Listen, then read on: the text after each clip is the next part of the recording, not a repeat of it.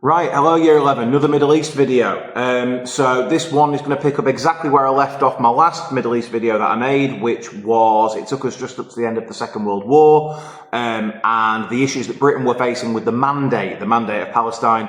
And in 1947, it basically reached a point of Britain wanting to hand the issue over to the UN because they said we can't handle the issues in Palestine anymore. So they went to the relatively newly formed UN and said, look, can you deal with this, please? Can you kind of take the lead with what's going to happen with Palestine? So this video is going to deal with what happened next, leading up to the culmination of the UN Partition Plan. So I'm going to explain what the UN Partition Plan was, how it came about, and basically where it left the situation once it had been put together. So, first things first, so it was May 1947 when the UN set up a commission, so an investigative body, to look into the future of Palestine. And the commission produced a report that called for the partition, or division, if you will, of Palestine into a Jewish state and an Arab state. So quite similar to the Peel Commission in that respect. Remember, the Peel Commission had said that Palestine needed to be divided up into two countries, or two states, a Jewish state and an Arab state. And so the UN Partition Plan basically does exactly the same thing. The UN Commission looks into it and says, look, Palestine needs to be divided up into an Arab state and a Jewish state. So this report had come about when the UN, so I'll kind of talk about how they came to this decision first. So the UN had sent representatives to investigate what was going on in Palestine, and they'd spoken to representatives from the British and from the Jewish side, and they'd visited Jewish settlements and looked into what was going on there. They'd spoken to Jewish refugees. However, they hadn't spoken to Arab representatives because the Arab representatives refused to speak to them. They refused to speak to the UN representatives as they said that the UN was pro-Zionist. They were like, well, you've already made up your mind anyway. You're on the Jew side, so we're not going to speak to you. And they said, you've got no right to be here. Why are you deciding the future of our land?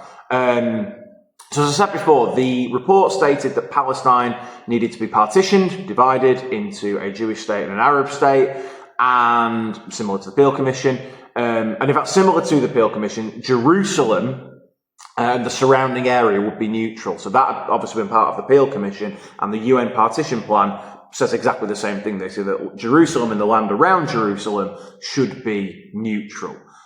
Should be under UN control. In fact, here is how it would look. So here's what the UN Partition Plan said. They said, all the land in yellow, that will be the Arab state, and all the land in orange will be the Jewish state. And again, Jerusalem there in the middle would be under UN control, UN administration. So that is what the Partition Plan said. This is what should happen to Palestine now. Okay, so it should be divided up into these two states. Okay, so that's how it looked. Now, the next big question really is, how was the UN Partition Plan received? Well, like the Peel Commission, again, I know I keep doing these comparisons, but obviously one of the questions is comparing similarities and differences between certain things. So, you know, Peel Commission and UN Partition Plan is one that could come up in the exam. So like the Peel Commission, there were mixed reactions. For the most part, the Jews accepted the plan, albeit reluctantly.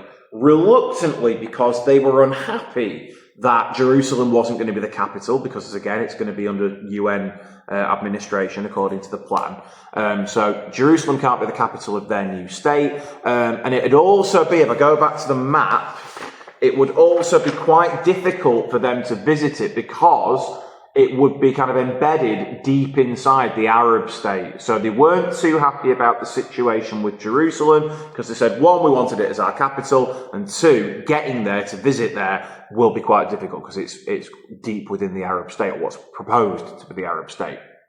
That was one issue with it. In fact, some of the more extreme Jewish groups rejected the plan on this basis. Saying that Jerusalem had to be part of a new Jewish state. There could not be a Jewish state without Jerusalem as part of it. So that's what some of the more extremist groups said. There was also the issue that in what was proposed to be the Jewish state, in the orange land there, or the orange coloured land on the map there, 400,000 Arabs lived in these areas, in these proposed Jewish areas. So that raised questions, like where are they going to go? Are they going to stay there and be under Jewish control? Are they all going to have to move? So there were questions over that. But on the whole, Jewish groups were happy because it meant that an independent Jewish state was looking like becoming a reality. This is what, Zionist Jews anyway have been campaigning for and fighting for, and in some cases, like the Irgun and the Lehi, dying for over the past however many years. So for the most part, the Jews accepted it. There were a few issues, but for the most part, they reluctantly accepted it. On the flip side, the Arabs completely rejected the plan. There was complete rejection and anger and condemnation of the plan from the Arab side. It was seen as unjust. They said that the UN were taking their land away.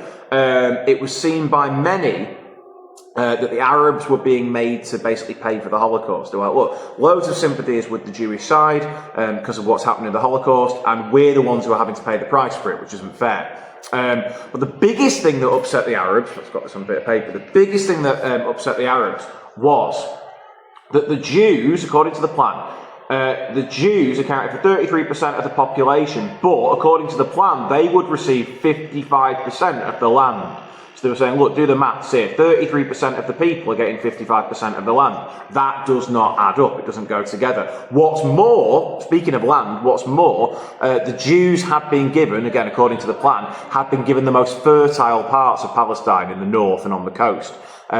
So they've been given the best land as well, or best land, depending on your point of view.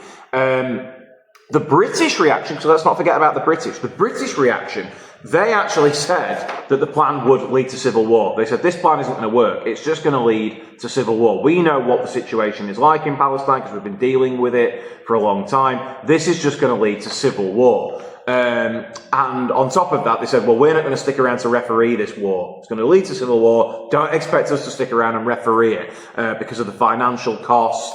And the ongoing attacks that have been taking place on the British from the Irgun. Obviously, we've looked in class, haven't we, at the 2 British sergeants who were kidnapped and executed in July 1947. So that had been obviously well publicised in Britain and was, a major controversy. And again, the British were saying, again, we're not going to stick around because this stuff's happening. We're going to get out of here, but this is not going to work. So what happened next? Well, in November 1947, the plan was put to a vote in the full General Assembly of the UN, with a 2/3 majority needed for the plan to pass. So 2/3 of the UN General Assembly needed to vote yes on this plan for it to actually, to become a thing. The USA could rely on the European states to vote, or the Western European states anyway, with them, because they were giving financial support. Remember the Marshall Aid and things that we've looked at in other parts of the course. So the USA could rely on the European countries to vote with them.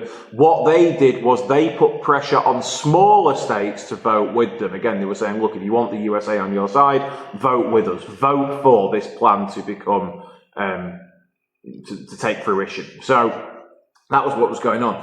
At the same time, the USSR were also saying they voted yes for this plan, and they were putting pressure on other countries, mainly because the USSR were convinced that the Jewish state could become an ally in the Cold War. And that's because quite a few Jewish groups were left-wing, like the USSR was.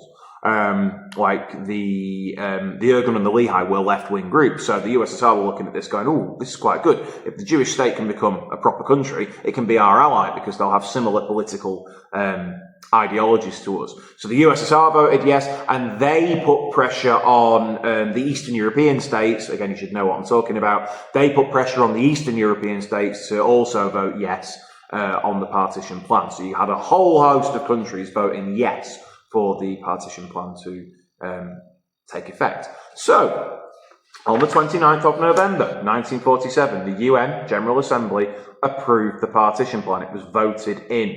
The Jews, again, largely accepted it, but the Arabs completely rejected it. A state of civil war soon developed between the Jews and the Arabs in Palestine, just as the British had predicted.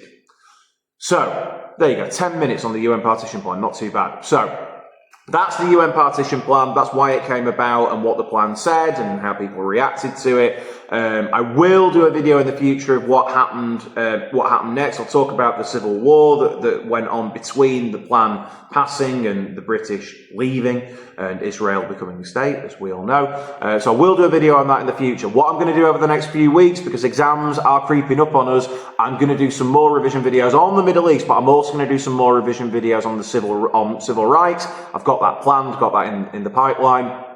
But as always, if there are any requests for Middle East civil rights, First World War, or Germany videos, please leave a comment below. If you've got a specific request for a video on something that I haven't done yet, just leave a comment down there and I'll try and get around to that pretty soon. But as I say, going to be some more Middle East videos coming, but there's also definitely going to be some more civil rights videos coming very, very soon to help you with your revision. All right, thank you for watching, everybody. Hope the revision and preparation is going really, really well. As always, leave a comment if you have a request. But other than that, thank you and see you soon.